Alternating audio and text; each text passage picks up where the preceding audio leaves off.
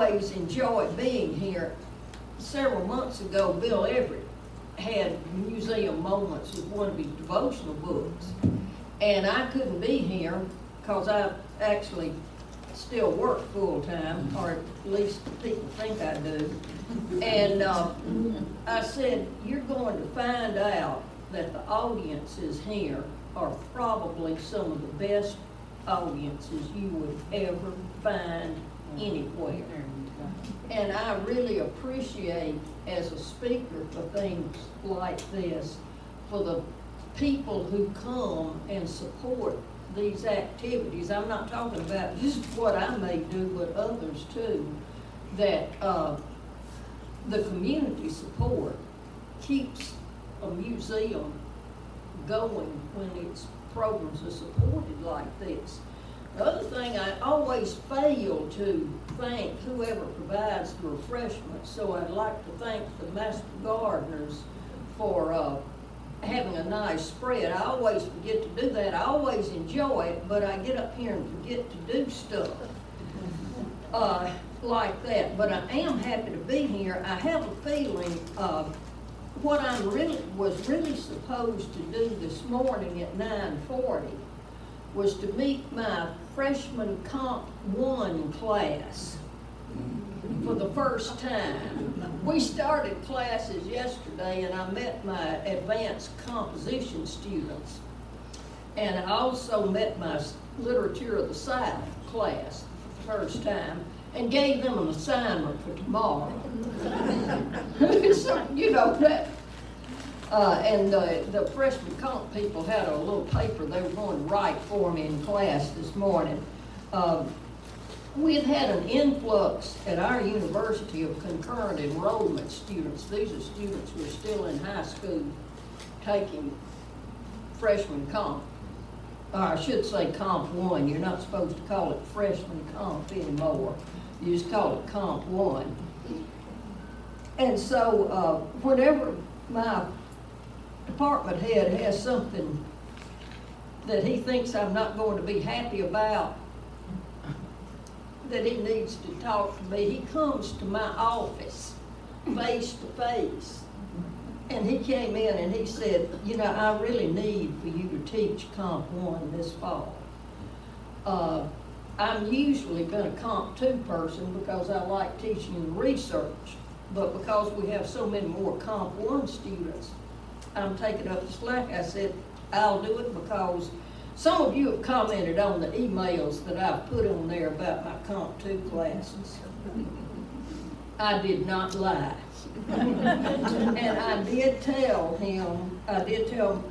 Stephen that I said, I think it will be good for me because they have traumatized me enough that it will be good for me to do something different. And then I said, let me warn you though, I have not taught Comp 1 for at least 25 years. I've been in the catbird seat for a while with teaching upper level English classes, and I've enjoyed that. And speaking of that, I want to give you some insight into how I came up with this topic for looking. This started out in the spring when I was teaching American Lit 2. This was one of those survey of American Lit classes. And you would begin with material from 1860 to the present. You know, you'd read things like Huckleberry Finn. I always start with the poetry. Y'all didn't hear me say this. I always start with poetry so I can get it out of the way and I'm talking about Walt Whitman and Emily Dickinson, that I can get them out of the way and get to the fiction, because that's really my bag, is to do that, and it's particularly 19th century. The last section of that class that we do is we do a drama unit. And the last two pieces that we read in that class is The Death of a Salesman, and then also an Edward Albee play called The American Dream.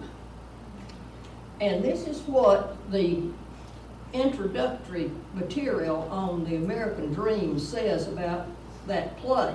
It's a one-act play. And it's one of those really weird plays. It was performed off-Broadway. I like to teach something like that at the end of the class because students are nervous anyway at the end of the semester trying to get everything done. And this throws them off balance. And then there's a certain wicked delight I have in doing this. But this is what it says about Edward Albee. Y'all think I'm joking. Of course they know that's what I do. The theme of the American Dream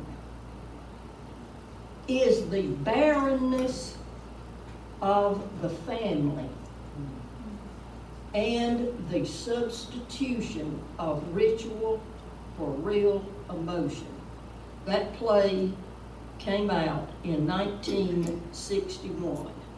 That may start making a little sense to you about what's in there. You probably know enough about Death of a Salesman to know that's when corporate America shows you that it's not all it's cracked up to be.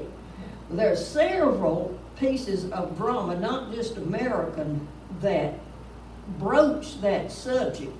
And some of them are, I have to admit, a little bit in this weird sort of thing. Yeah, Death of a Salesman, American Dream. Another Edward Albee play that you have from roughly the same time period is from like 1959. Now these dates, I don't have people memorize dates particularly, but they speak to what you said about what Jill mentioned about things seem to be changing about the pursuit of happiness and all of this. This is probably in a 3 or 4 year period you start seeing these sorts of things. Edward Albee also did a play called The Sandbox. And what happens in that play is this is a family that gets tired of having to put up with grandma. So they take her to the beach and bury her in the sand. Now that's a real cheerful play. Samuel Beckett also did one same time period called Endgame. And there's an older couple in that play. Like I said, we're talking 3 or 4 year period, all these things are coming out. They're in the late 50s. Maybe I ought to mention about a lot of times traditionally 1950s it looked like this peaceful, everybody was happy sort of time. And this was the way literary folks were looking at it in Endgame. It's by Samuel Beckett. You have an older couple in there, and throughout that whole play, they stand in, each one of them, in one of those old metal garbage cans. And the subtext there is, the reason you're supposed to see that is that's the way our society treats older people. And you put that beside the sandbox, and that's not real pretty. And I don't know, we'll get to that. I don't know what your perception of the American Dream is.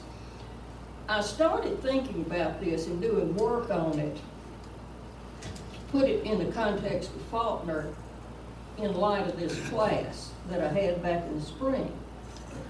Then I started hearing more about the American Dream when you had some news reports on people celebrating the 250th. And it seems like this discussion has somewhat come to the forefront. I'm not going to say that I was particularly brilliant in doing that, but then I don't believe in just sheer luck either, that I have enjoyed getting into this.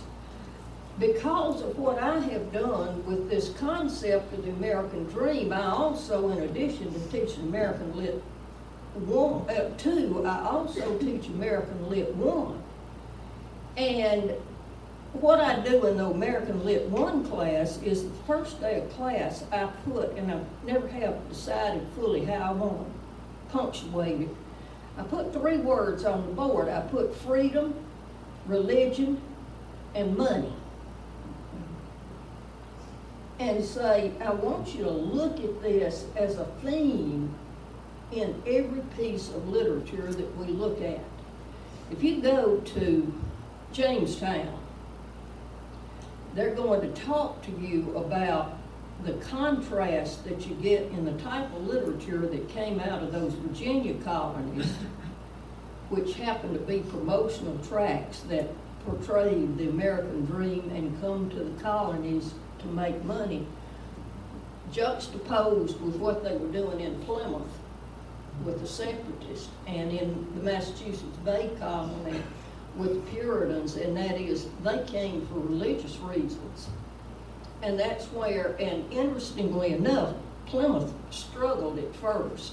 I love William Bradford's account of Plymouth Plantation, because he talks about how much they suffered that first year that they were in New England, because they were reduced to eating lobster and other shellfish. And I mean, there was just this sense of outrage that you had to eat lobster.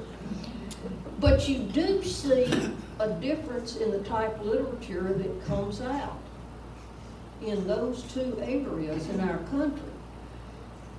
Now, traditionally, and I'm going to backtrack a little bit, but now this is, and I've got to tell you something, if you're at all remotely interested in pursuing any notions about the American dream and how it's changed, and I warn my students about relying too heavily on Wikipedia, but I had to tell them, quite honestly, that the article in Wikipedia on the American dream, and it's about 12, 13 pages long, is one of the best pieces I think they've ever done. It traces the whole advent of the American dream. And this is one of the little comments from this about what's happened with, said, the term has evolved over time. I'm going to give you the origin of the term to have different connotations. Originally, the American dream was on democracy, liberty, and equality. But more recently has been on achieving success, which is typically exemplified by attaining material wealth as well as an upwardly mobile society. But as you're progressing. Now, at this point, I sit there and say, you know, I may have to go back and revise some of the comments that I have made in American Lit 1 when I teach Benjamin Franklin's autobiography. Because what I've told my students, and I don't think I'm totally wrong here, but what I've told my students, that if I had to pick the one figure in our history who probably embodies the American dream, I would have to pick Benjamin Franklin. The guy who started out with nothing, ran away from home to Philadelphia, and at 40 he could retire a millionaire. Now, like I said, I don't think I've lied about that. Franklin says the same thing. But to go back, and this is when I really got fascinated with this subject, the term American Dream was coined by James Truslow Adams. He wasn't kin to any of the bunch in Massachusetts. He was from New York, and a product of wealth. He coined the term American Dream in 1931 in a book called The Epic of America, which I happen to have on order from Amazon, which should be in my possession by Monday. I use Amazon well. But this is the way, and he coined the term. Now, listen, I tell my students in linguistics classes, I said, folks, don't decide that you're going to be able to make up a word and everybody starts using it. I said, it's going to have to make it in a dictionary before something you say becomes legitimate. Same thing here. But this is what Adam said about the American dream. His American dream is, and this is direct quotation, that dream of a land in which life should be better and richer and fuller for everyone, with opportunity for each according to ability or achievement. It is a difficult dream for the European upper classes to interpret adequately, and too many of us ourselves have grown weary and mistrustful of it. 1931, this is when he coined this phrase. It is not a dream of motor cars and high wages merely, but a dream of social order in which each man and each woman shall be able to attain to the fullest stature of which they are innately capable. Now, interestingly enough, in 1907, this is supposed to be on Faulkner. She hadn't said anything about Faulkner yet. Interestingly, and I think the timing on this, I haven't figured out entirely what I think of what Faulkner said in 1955, working just a tad over 20 years. Faulkner wrote an essay entitled, What Happened to the American Dream? It said, American Dream, what happened to the American Dream? And he said it no longer exists.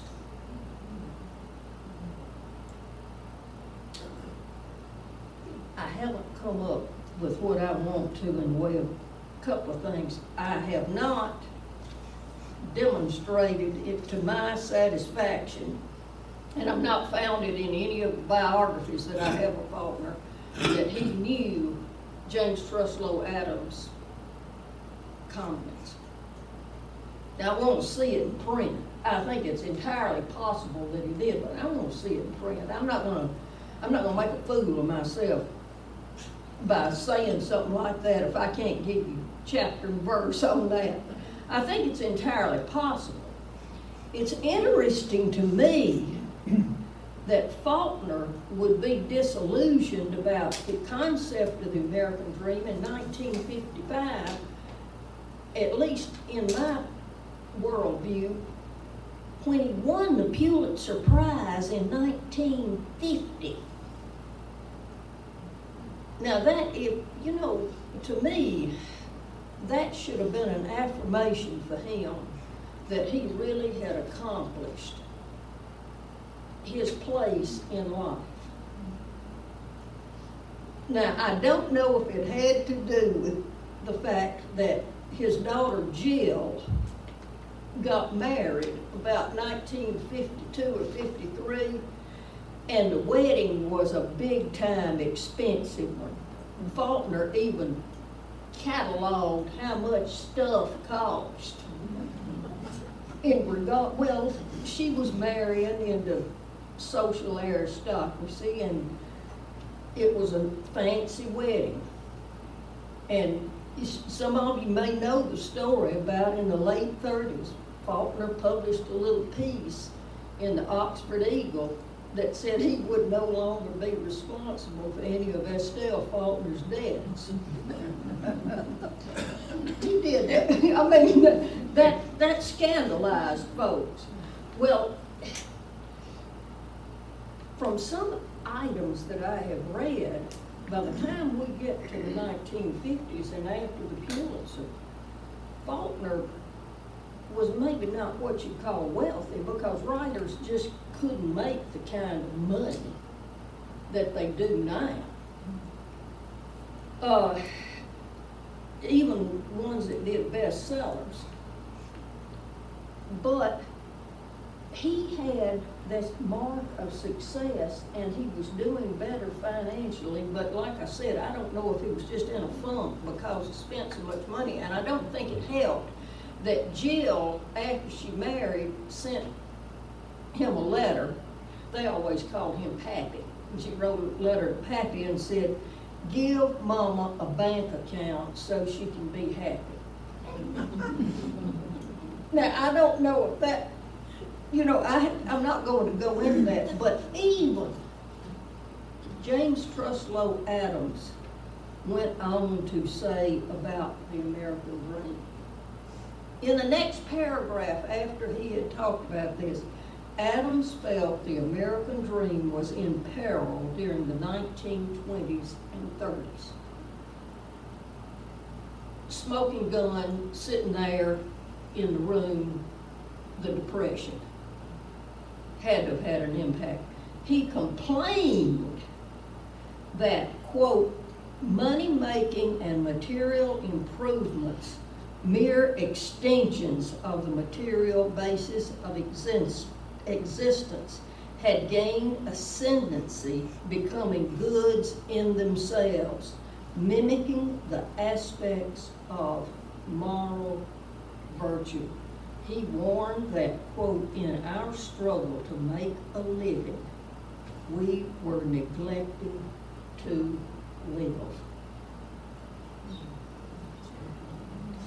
What I have told my students, because I read that, and you can read this article in Wikipedia, in the 1980s and 90s, people started saying the American dream is dead. There's no such thing anymore. Now, I think it's interesting that Faulkner comes along and gives us what he does in 1955. Now, I will go back.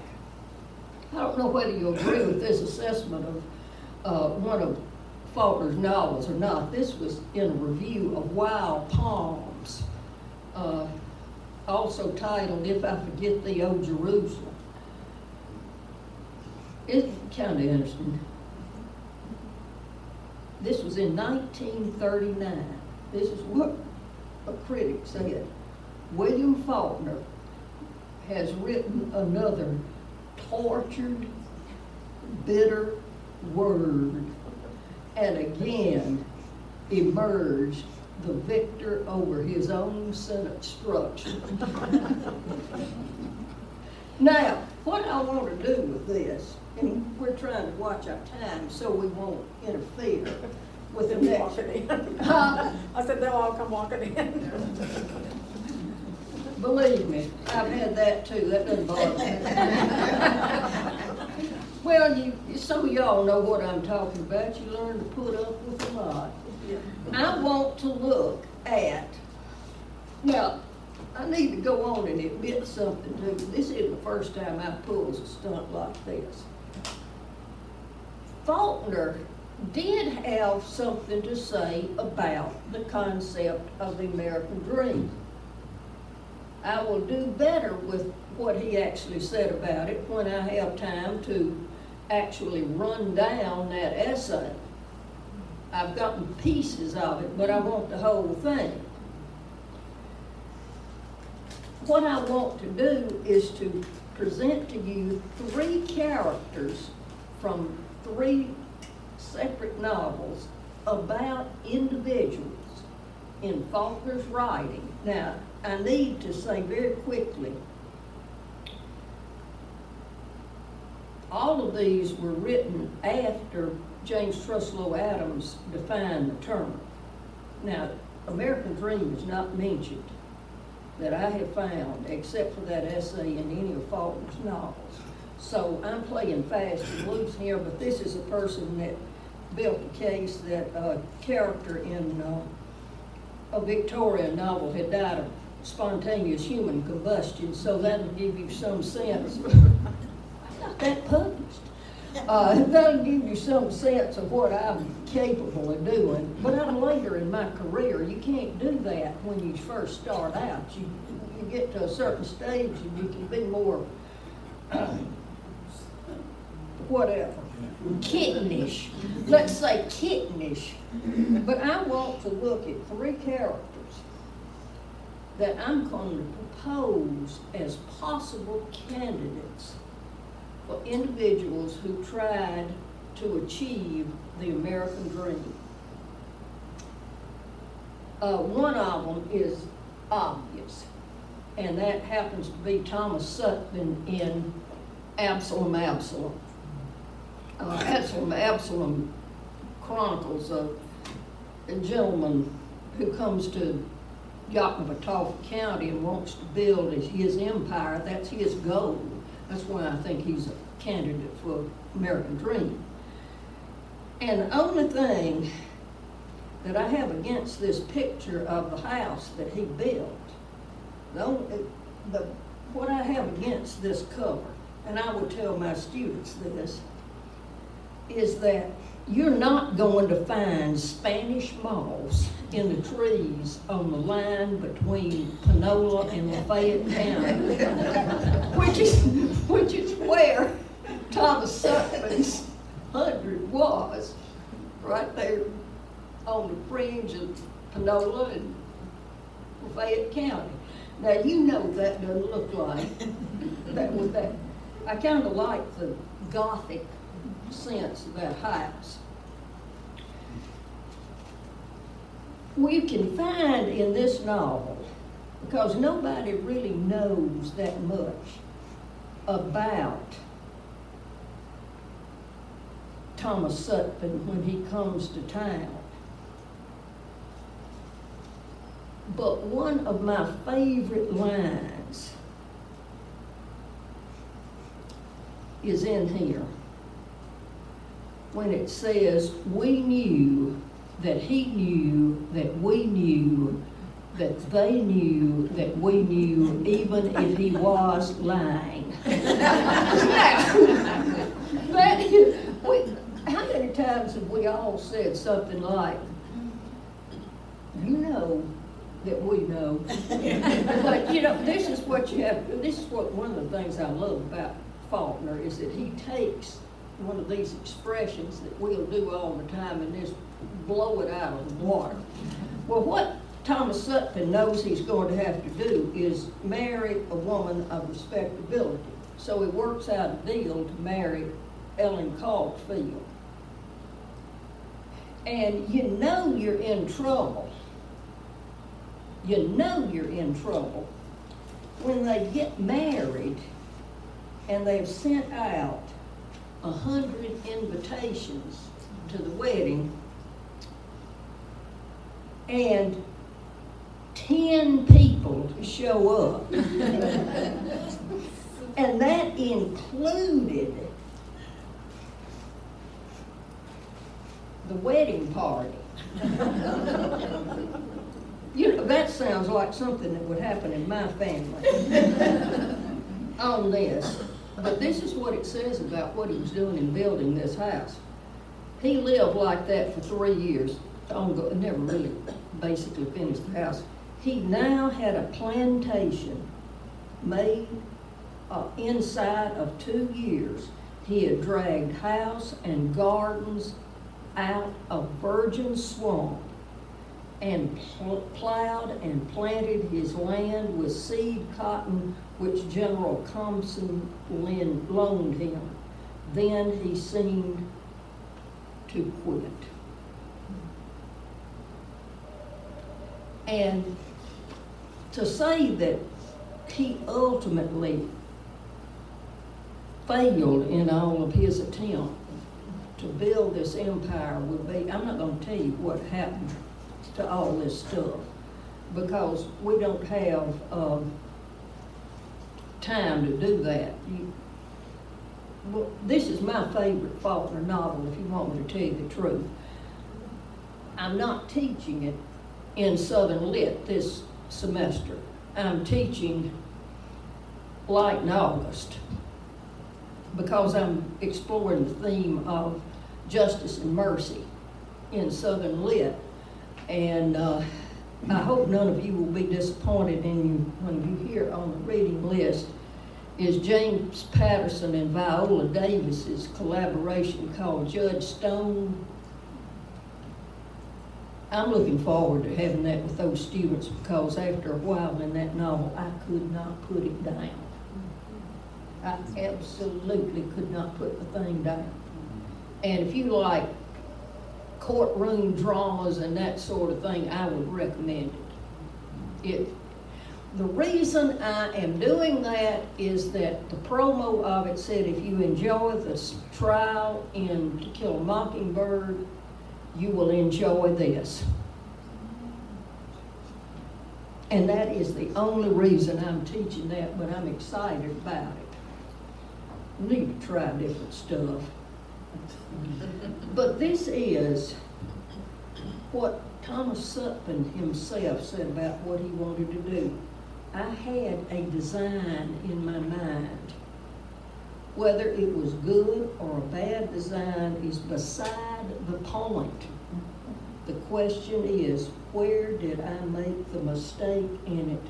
What did I do or misdo in it? Whom or what injury by it to the extent which made this would indicate I had a design. To accomplish it, I should require money, a house, a plantation, slaves, a family. Incidentally, of course, a wife.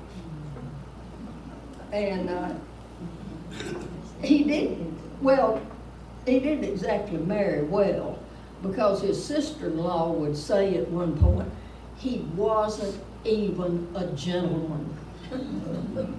Now, the next one I want us to examine, and if you have to skip around in here because Absalom is fun to me because it's not exactly a straight narrative. You have to pick up different pieces of the puzzle and put it together. I found out I hadn't read Light in August in years until I reread it this summer in preparation for the class. And I thought, and I've taught this one many times, and I thought, you know, Light in August is a lot easier to read than this is. It's longer, but it's easier to read. The narrative flows a little better. If you want fun Faulkner, I would recommend The Hamlet. Now, this one is from 1938. This one is from 1940. And there's a chapter in here, some of you may have read this. It started out as a short story 10 years before this novel came out. It's a short story called The Spotted Horses, which is hilarious. Pitiful, but hilarious. And The Spotted Horses becomes a chapter in here because apparently one by the name of Flem Snopes, this is my next candidate for the American Dream. Flem Snopes comes from a family where the patron of that family, Ab Snopes, has a reputation in the community of burning barns when he gets upset with people. And, you know, once that impression gets out in the community, he can't get rid of it. Now, is he guilty or not? Probably. I found something else to pursue in here that I hadn't quite noticed, but I teach in American Lit 2, I teach a Faulkner short story called The Barn Burning. And there's the basic premise there is Ab is on trial in a store, in a country store, for burning a barn. And his little son, Sardi, is sitting there, he's not so little, he's about 12, 13, is sitting there saying, and this is in the little boy's mind, he expects me to lie.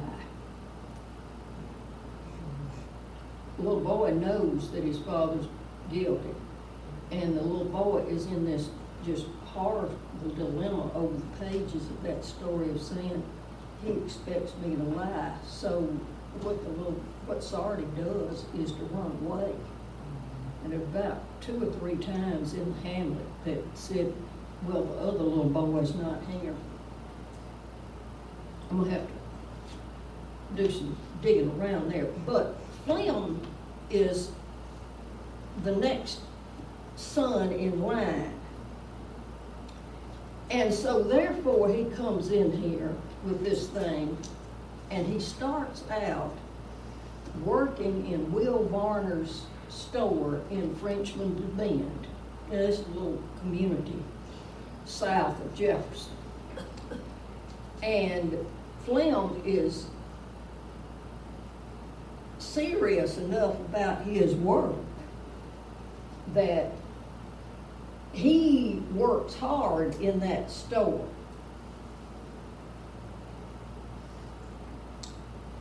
And this is some discussion of when Will Varner's here, and they said, well, the man in the buckboard said, I don't know as I would go on record as saying he set ere one of them afire. I would put it that they both taken fire while he was more or less associated with them. You do like something like that. And Ab and that big one, Flem, they calls him. There was another one too, the little one, that's, I'm guessing Sardi. I'll have to check with a colleague of mine.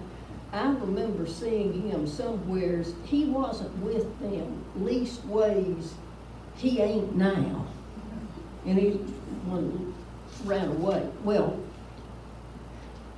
Al, the Flem starts working in the store because Will Varner's son, Jody, is lazy. So here, Flem has the opportunity to get in there and work in that store and build it up. Well, I say build it up, he builds it up with his own relatives. And he starts taking over everything Will Varner owns. Blacksmith shop, cousins run it. Eventually, Flem is going to move to Jefferson and become president of the bank. There are 3 novels up with the Snopes in them, and he's not a banker by this time, but that's eventually where Flem is going to end up. He's also going to marry Will Varner's daughter, Eula. They made a movie. Now, most of the Faulkner renderings on film are not that pleasing, let's say. It's one called The Long Hot Summer, which is one of the chapters in here. And at the opening of it, and Paul Newman happens to be in that movie. And this line is in here, is that they're sitting there out in the yard watching a man's barn burned. And Flem's comment is, that there hay burns fast, doesn't it? I mean, you do not want Flem Snopes as a neighbor. And he is, nobody ever says it, but he apparently owns these spotted horses that come in from Texas. And they're worthless and people get hurt. And I would recommend reading that. Now my thing is, at least on the surface, and probably more so than Thomas Sutpit, Flem Snopes achieves something of the American dream, but it's that extremely negative sort. Now, my candidate, and this is where I go off the rail here, my candidate for the Faulkner character who most likely, in my mind, is a good exemplar of the American dream is Lucas Beecham in Intruder in the Dust. They filmed Intruder in the Dust in Oxford, by the way. Faulkner, 2 years before he published Intruder in the Dust, he worked on he was one of the ones who wrote the screenplay for The Big Sleep. One of those film noir things. Where he got the idea of these crime dramas at work. What happens in there is that Lucas is charged with murder in here, and it's one of the things about everybody knows that he's not guilty, so we've got to prove this. But this 13-year-old's remembering this.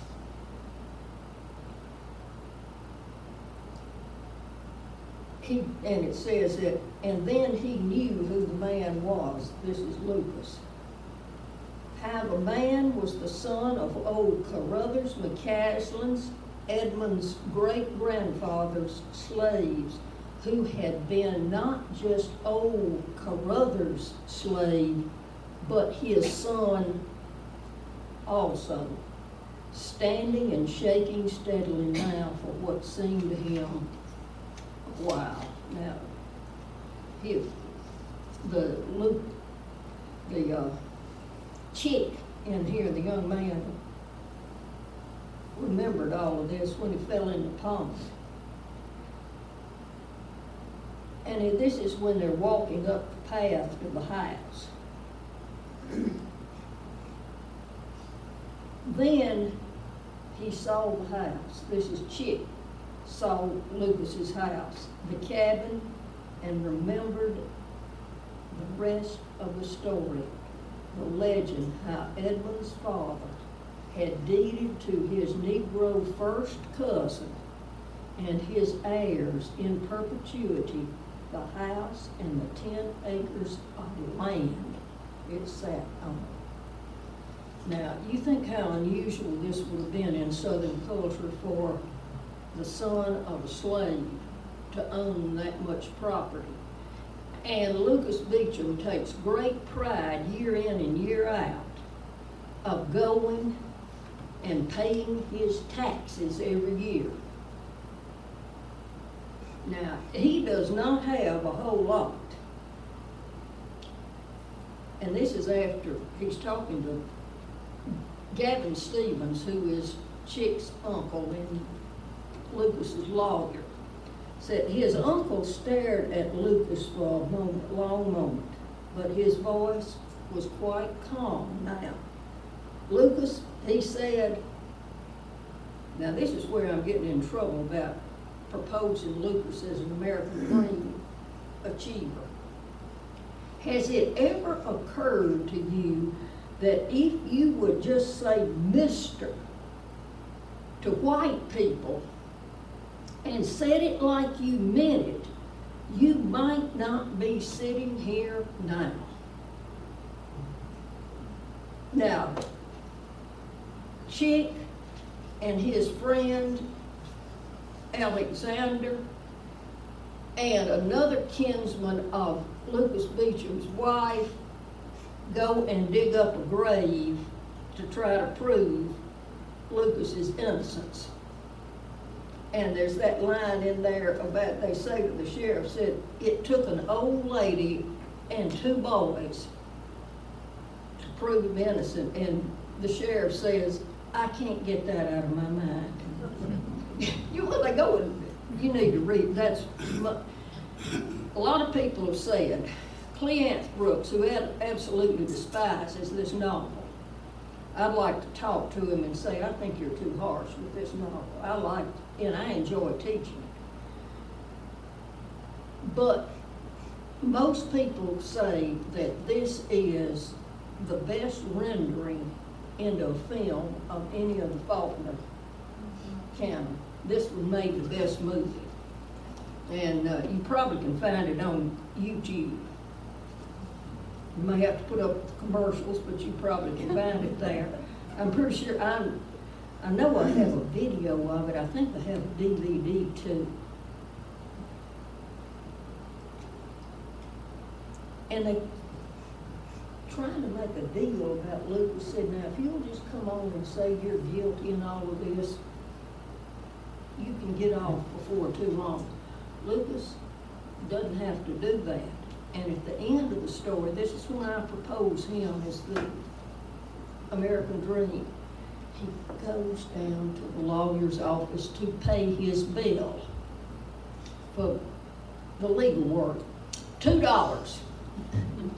And he takes out his coin purse and then also is wrapped in a handkerchief and pays it in pennies. Pays the $2 in pennies. And you'd say, well, Gavin Stevens shouldn't have taken that. Yes, he should. It's a matter of pride. And he keeps standing there, and Gavin says, what else do you want? And the last line of this novel is, my receipt.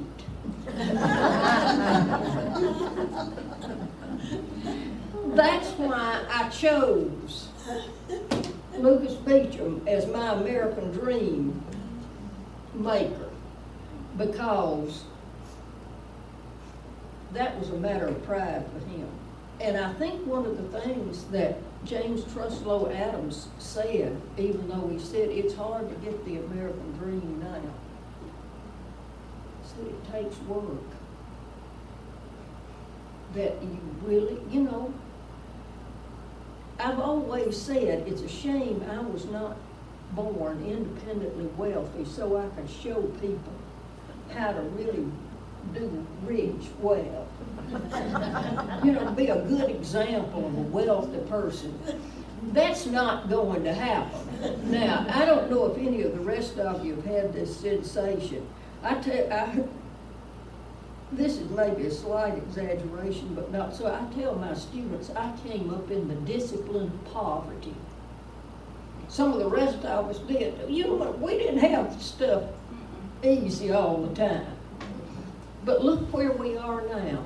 And I actually can do my own income tax. That may testify to the fact that I'm not independently wealthy, that I can do it on my own.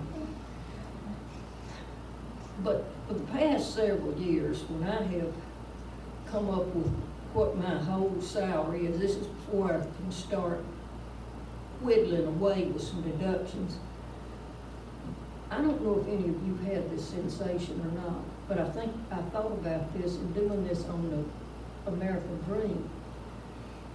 My parents, and some of y'all knew my parents, particularly my mother, they could not have imagined that their child would make the amount of money that she does right now, year in and year out.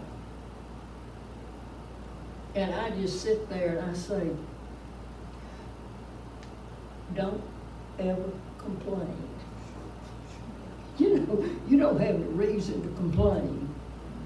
I told y'all not to be too disappointed, and I don't want to know whether you are or not, but I always think you're dangerous to say, do you have any questions or comments? Jill always keeps me honest. Well, I mean, Jill always keeps me honest. Well, you know, I was thinking when you were talking about the American Dream, because my kids have moved back in with me and they're trying to buy a house, and they're in their, you know, they're 40 years old, and their American Dream is to own their own home. And that's kind of what I thought, well, how's Kate gonna work this in there? But well, you know, see, this is, if I had to work it in, I'll tell you, this is exactly, and the reason I didn't come down harder on that, I can tell you what, this is exactly in the last, I would say, 25 to 30 years, what people have said about the American Dream not being achievable anymore. And I think it's particularly now that young people are having a problem buying a house. That they are sitting there saying, I'll never be able to buy a house. And you know, I've had my students, and I'm not bragging about this, there's a vein and a blessing that goes, I have 2 houses. And so my student said, how did you get 2 houses? And I said to him, everybody died. which I'm sorry. Now, I bought one of them. I bought the one in Monticello. But that's why I have the house of my heart, is that I'm last man standing, so to speak. I know that I had the American dream money to do what I want to with that house. And the other one too, for that matter. But I have to say, I am incredibly blessed. I am incredibly blessed. And I know a lot of you are too. You know, I try to tell my students, I said, now listen, you're gonna need to, well, I did tell class that I worried about, this was called 2 class, that I worried that some of them about some of them being able to get a job. And if they get one, they couldn't keep it. I told a bunch, well, listen, I had class in the spring. They were not stupid. If they'd been stupid, I could have dealt with it. 1/2 of that class failed. I have never given that many F's in a class before, and it was because the basic requirement in a Comp 2 class is a research paper, and 1/2 of them didn't turn in the research paper. Now, those are easy F's.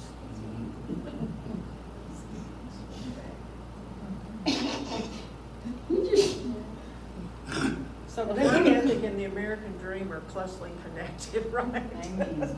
Amen. Well, you know, this is what I have been thinking about, and James Truslow Adams, and I'm serious about that. I'm not in jest when I say that this multi-page thing from Wikipedia on, just put American Dream in there and look it up. It is one of the best articles I've read because it gives you the background and then it goes through 17th, 18th, 19th, and 20th centuries. It studies each time period. And it's actually pretty well written, and over 1/2 of it, this is why I'm willing to say, look at it, is over 1/2 of it is devoted to listing the sources. That's where I ran across that book I ordered. Any other giveaways? I would just like to thank you, and some of you may have heard me say this in the past with other speakers. Thank you for pronouncing Pulitzer correctly. My mother was a journalist. She wrote for the Pulitzers, and yeah, okay. Well, I'm humbled by that because I just had occasion in the last couple of days to say to somebody, you can get a PhD in English and be a professor without being able to be a star speller. Spelling is not always my strong suit, which is why I have 2 dictionaries beside my computer and an unabridged dictionary on my desk. Now, there's another reason to have the unabridged dictionary on the desk, because it's a facsimile of the Noah Webster dictionary.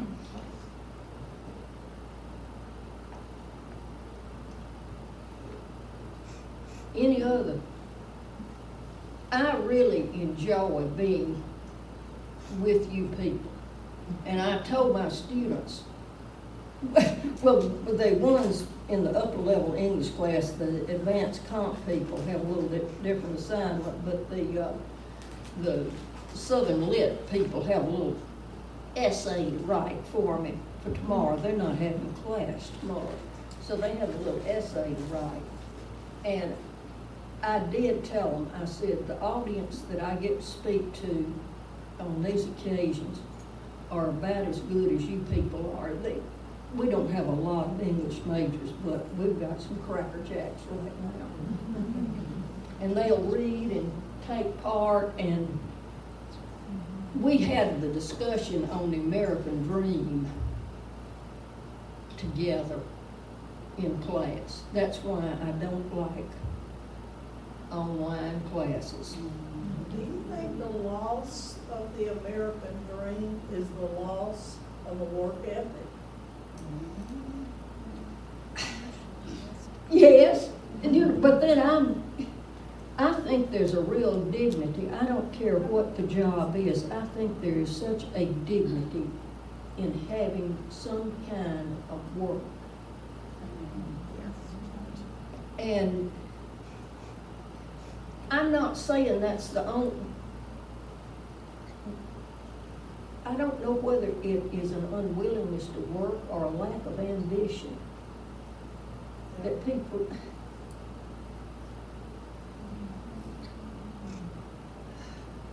It's kind of I a think gray we- area there. Yeah, but we don't, we went through a time and are still over there in it where parents did not want their children to have to work as hard as I did, and they've given them too much. well, see, this is, and I'm tired of people blaming COVID. But, you know, well, that's in the rearview mirror. That was not a good time for us. And I did not have COVID. But I want to tell you, in some ways, students haven't been the same. They're not, students are really and truly not like they used to be. I can see a difference in the last 10 years with my students.